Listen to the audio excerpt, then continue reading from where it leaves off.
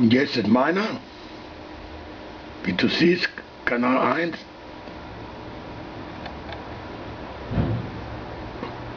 %.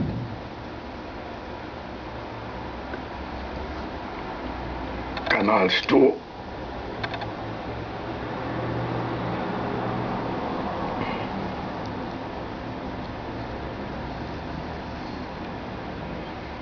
Kanal 3.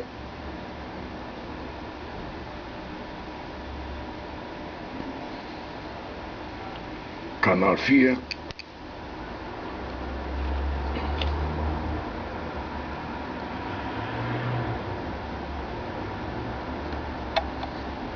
Das ist alles. Und ich vorstelle dir meine DMX-Tester. Das ist eine automatische Funktion. Man könnte direkt die Kanäle aufgeben. Ein Beispiel. 1. Und das haben wir Set. Sorry. Ja gut, ich kann das nicht erklären. Ich weiß noch nicht, komme noch nicht mit der Bedienung, immer noch nicht klar, aber funktioniert. Das ist meine DMX-Tester. Okay?